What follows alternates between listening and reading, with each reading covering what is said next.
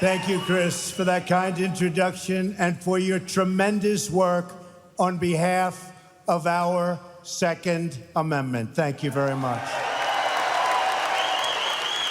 I want to also thank Wayne LaPierre for his unflinching leadership in the fight for freedom. Wayne, thank you very much. Great. I'd also like to congratulate Karen Handel on her incredible fight in Georgia 6. The election takes place on June 20th. And by the way, on primaries, let's not have 11 Republicans running for the same position again. It's too nerve-shattering. She's totally for the NRA, and she's totally for the Second Amendment, so get out and vote. You know, she's running against someone who's going to raise your taxes to the sky, destroy your health care, and he's for open borders, lots of crime, and he's not even able to vote in the district that he's running in. Other than that, I think he's doing a fantastic job, right? So get out and vote for Karen. Also, my friend, he's become a friend because there's nobody that does it like Lee Greenwood. Wow.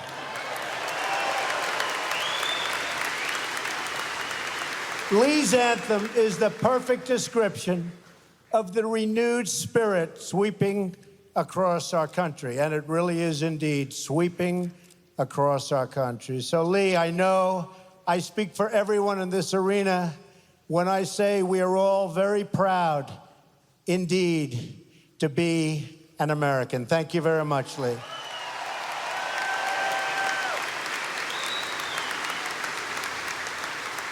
No one was more proud to be American than the beloved patriot, and you know who I'm talking about. We remember on gatherings like today, your former 5-term president, the late Charlton Heston. How good was Charlton?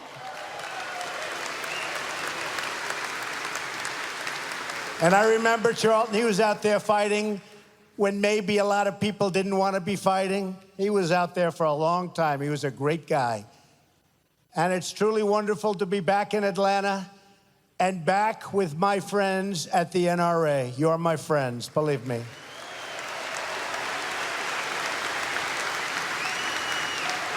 Perhaps some of you remember the last time we were all together. Remember that? We had a big crowd then, too, so we knew something was happening.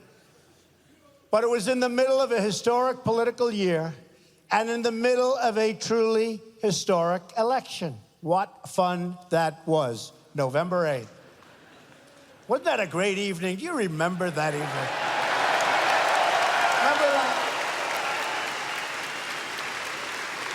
Remember they were saying, we have breaking news. Donald Trump has won the state of Michigan. They go, Michigan, how did that affect? Donald Trump has won the state of Wisconsin. Whoa. But earlier in the evening, remember, Florida, North Carolina, South Carolina, Pennsylvania, all the way up. We ran up the East Coast. And you know, the Republicans have a tremendous disadvantage in the Electoral College. You know that. And tremendous disadvantage. And to run the whole East Coast, and then you go with Iowa and Ohio and all of the different states. It was a great evening, one that a lot of people will never forget. A lot of people.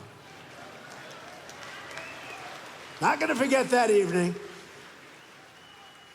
And remember they said, there is no path to 270. For months I was hearing that. You know, they're trying to suppress the vote. So they keep saying it. So people say, you know, I really like Trump. He loves the Second Amendment. He loves the NRA. I love him, but let's go to the movie because he can't win. Because they're trying to suppress the vote. But they'd say, I mean, hundreds of times I heard, there is no vote, you know, there's no route. They'd say, there is no route to 270. And we ended up with 306. So they were right. Not 270, 306.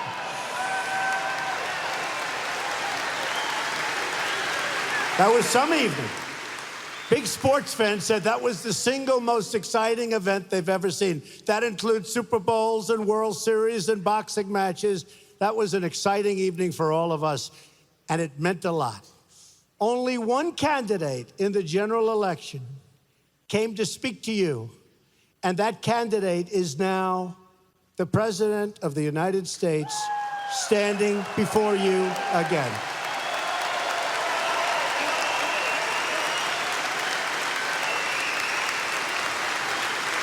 I have a feeling that in the next election, you're going to be swamped with candidates, but you're not going to be wasting your time. You'll have plenty of those Democrats coming over, and you're going to say, no, sir, no, thank you. No, ma'am, perhaps, ma'am. It may be Pocahontas. Remember that.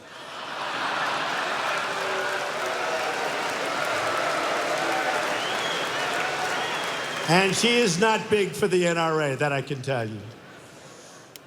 But you came through for me, and I am going to come through for you.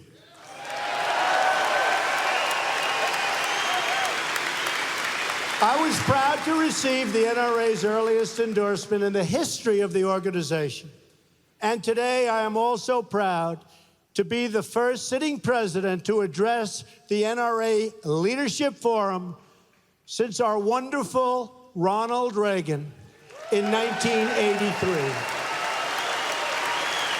And I want to thank each and every one of you, not only for your help electing true friends of the Second Amendment, but for everything you do to defend our flag and our freedom. With your activism, you help safeguard the freedoms of our soldiers who have bled and died for us on the battlefields. And I know we have many veterans in the audience today, and we want to give them a big, big, beautiful round of applause.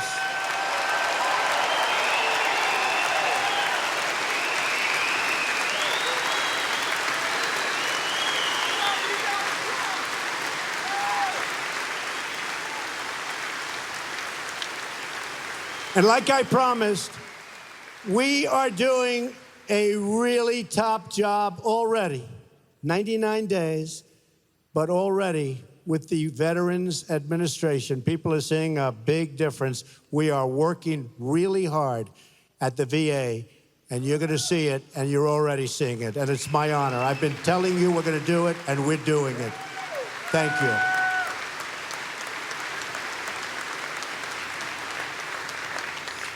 The NRA protects in our capitals and legislative houses the freedoms that our service members have won for us on those incredible battlefields. And it's been a tough fight against those who would go so far as to ban private gun ownership entirely. But I am here to deliver you good news. And I can tell you that Wayne and Chris have been fighting with me long and hard to make sure that we were with you today, not somebody else with an empty podium, because believe me, the podium would have been empty. They fought long and hard, and I think you folks cannot thank them enough. They were with us all the way, right from the beginning. But we have news that you've been waiting for a long time.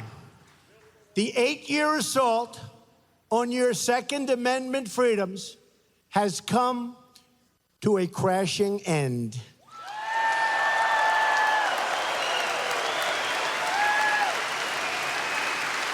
You have a true friend and champion in the White House.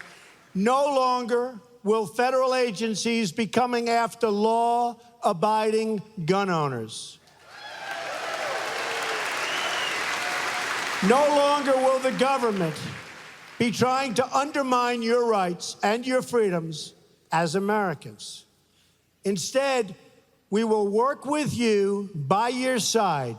We will work with the NRA to promote responsible gun ownership, to protect our wonderful hunters and their access to the very beautiful outdoors. You met my son. I can tell you, both sons, they love the outdoors. Frankly, I think they love the outdoors more than they love, by a long shot, Fifth Avenue, but that's okay.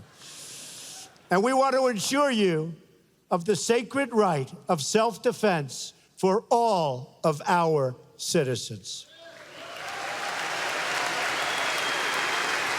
When I spoke to this forum last year, our nation was still mourning the loss of a giant, a great defender of the Constitution, Justice Antonin Scalia.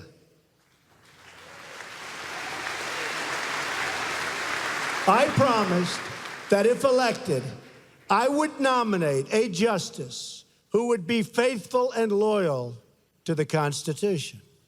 I even went one step further and publicly presented a list of 20 judges from which I would make my selection.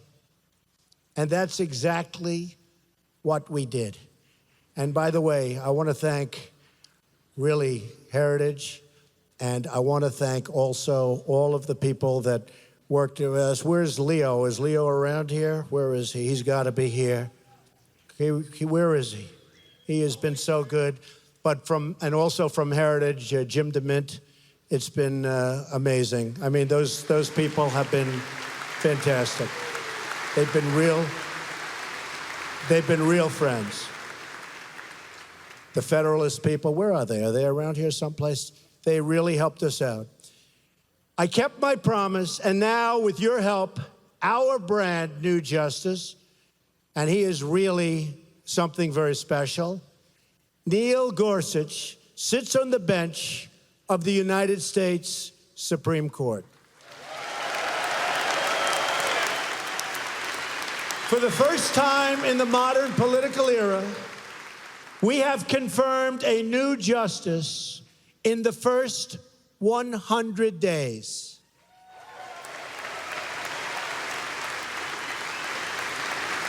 The last time that happened was 136 years ago in 1881. Now, we won't get any credit for this, but don't worry about it.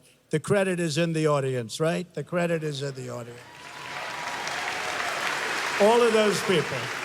They won't give us credit, but it's been a long time, and we're very honored. We've also taken action to stand up for America's sportsmen.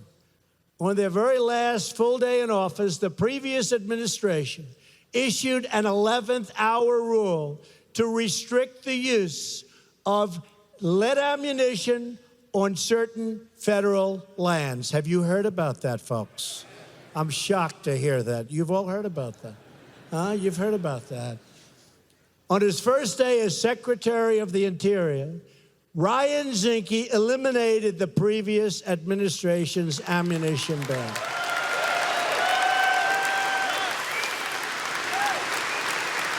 He's going to be great. Ryan's going to be great.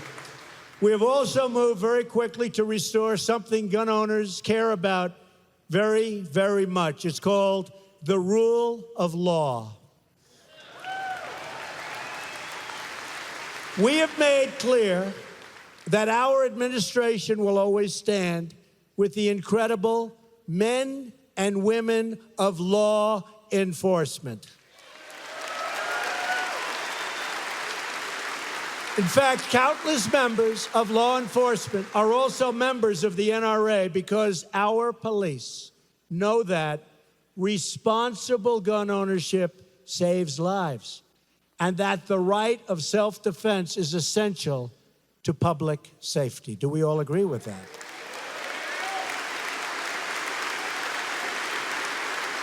Our police and sheriffs also know that when you ban guns, only the criminals will be armed.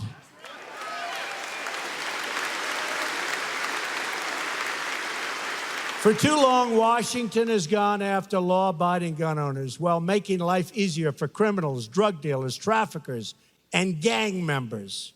MS-13, you know about MS-13? It's not pleasant for them anymore, folks. It's not pleasant for them anymore. That's a bad group. Not pleasant for MS-13. Get them the hell out of here, right? Get them out. We are protecting the freedoms of law-abiding Americans, and we are going after the criminal gangs and cartels that prey on our innocent citizens, and we are really going after them. As members of the NRA know well, some of the most important decisions a president can make are appointments. And I've appointed people who believe in law, order, and justice.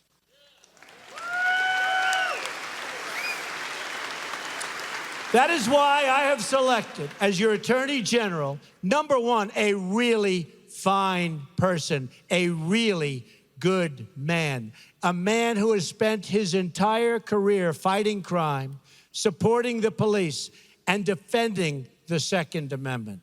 For the first time in a long time, you have a pro-Second Amendment, tough on crime Attorney General, and his name is Jeff Sessions.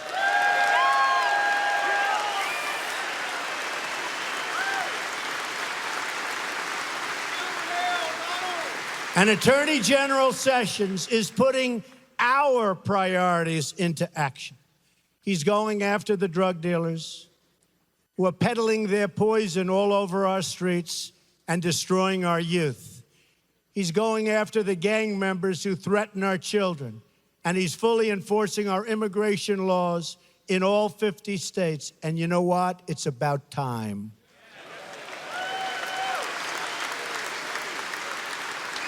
Heading up the effort to secure America's borders is a great military general, a man of action, Homeland Security Director John Kelly.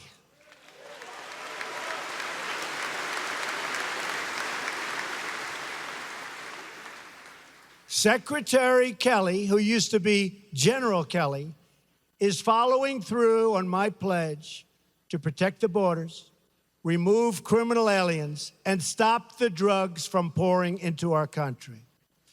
We've already seen, listen to this, no, it's never happened before. People can't even believe it. And by the way, we will build the wall no matter how low this number gets or how high this gets. Don't even think about it. Don't even think about it. You know, they're trying to use this number against us because we've done so unbelievably at the borders already. They're trying to use it against us. But you need that wall to stop the human trafficking, to stop the drugs, to stop the wrong people. You need the wall. But listen to this. We've already seen a 73% decrease, never happened before, in illegal immigration on the southern border since my election. 73%.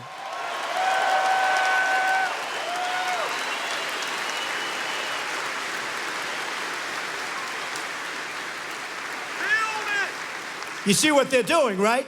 So why do you need a wall? We need a wall. Build the wall. We'll build the wall. Don't even think about it. Don't even think about it. Don't even think about it. That's an easy one. We're going to build the wall. We need the wall. I said to General Kelly, how important is it? He said, very important. It's that final element. We need the wall. And it's a wall in certain areas, obviously, where you have these massive physical structures you don't need, and we have certain big rivers and all.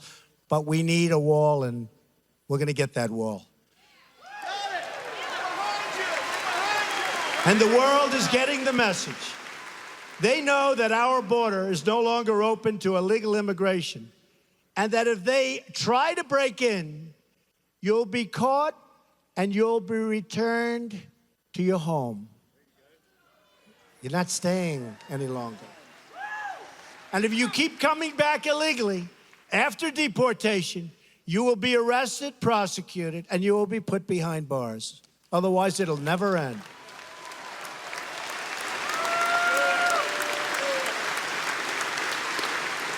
Let's also remember that immigration security is national security. We've seen the attacks from 9/11 to Boston to San Bernardino.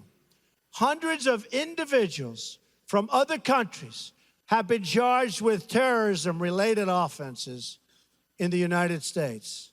We spend billions and billions of dollars on security all over the world, but then we allow radical Islamic terrorists to enter right through our front door. That's not going to happen anymore.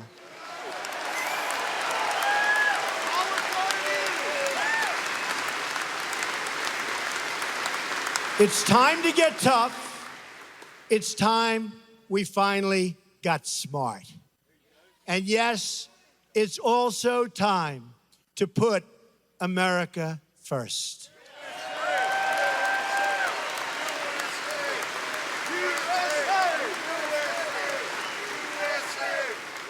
And perhaps I see all of those beautiful red and white hats. But we will never forget our favorite slogan of them all, make America great again. Right? Keeping our communities safe and protecting our freedoms also requires the cooperation of our state leaders. We have some incredible pro-Second Amendment governors here at the NRA conference, including Governor Scott of Florida. Where's Governor Scott? Where's? Great guy, doing a great job. Governor Bryant of Mississippi, what a wonderful place. Governor Bryant, he's here. Thank you. Governor Deal of Georgia.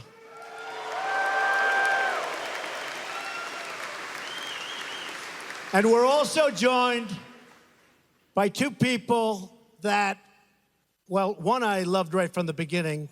The other one I really liked, didn't like, and now like a lot again. Does that make sense?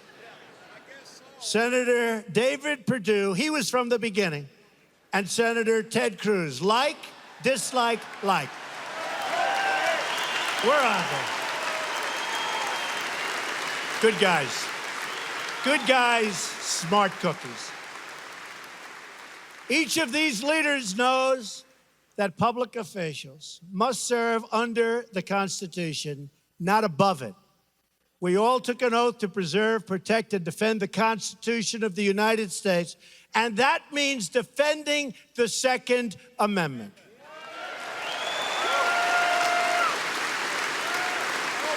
So let me make a simple promise to every one of the freedom-loving Americans in the audience today.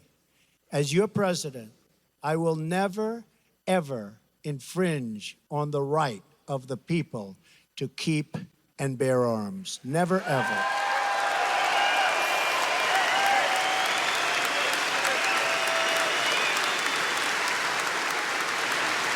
Freedom is not a gift from government. Freedom is a gift from God.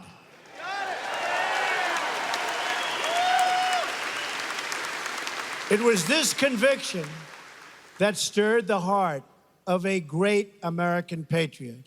On that day, April 242 years ago, it was the day that Paul Revere spread his Lexington alarm, the famous warning that the British are coming, the British are coming, right? You've all heard that, right? The British are coming. Now we have other people trying to come, but believe me, they're not going to be successful. That I can tell. Nothing changes, right, folks? Nothing changes. They are not going to be successful. There'll be serious hurt on them, not on us.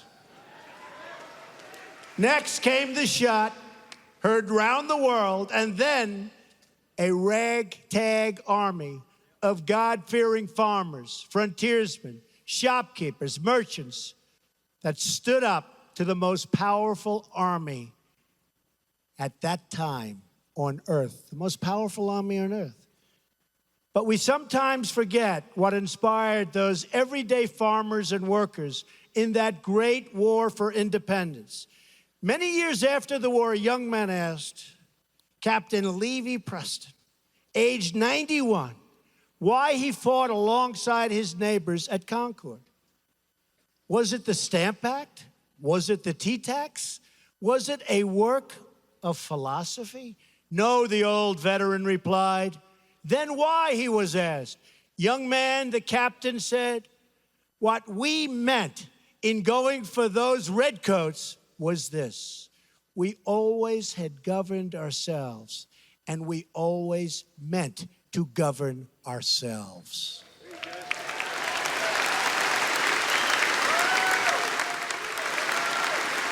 Captain Preston's words are a reminder of what this organization and my administration are all about. The right of a sovereign people to govern their own affairs and govern them properly.